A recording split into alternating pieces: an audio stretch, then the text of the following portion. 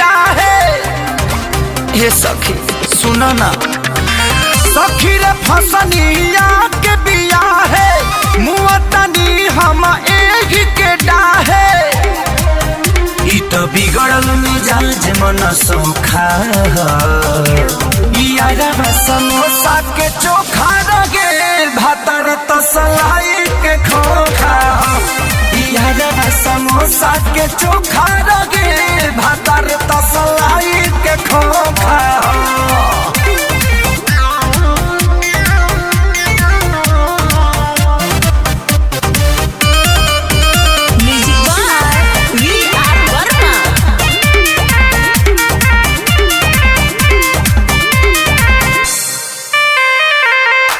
ढंग से नयांग एकर कवन गो तरीका करे, एकरा से तो होला न कुछ हमरो के बदनाम करे।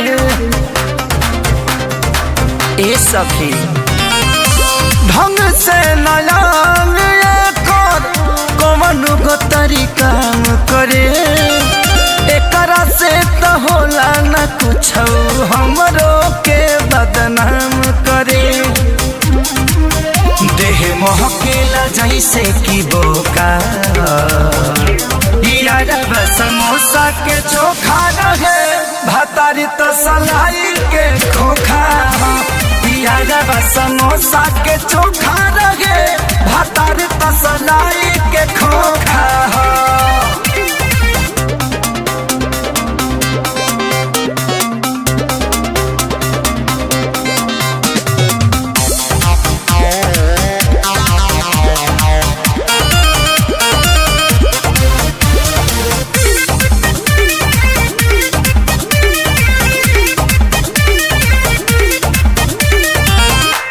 अखिलेश विवेक रतन सुन यार हो, बड़ी चाटकार रहे खेसरिया के प्यार हो। ए हो अखिलेश विवेक रतन सुन यार हो, बड़ी चाटकार रहे खेसरिया के प्यार हो। हे सखी अगुआ के देहली धोखा, यारा समोसा के चोखा रगे भातारी तो सलाई के खोखा हो। यारा समोसा के चोखा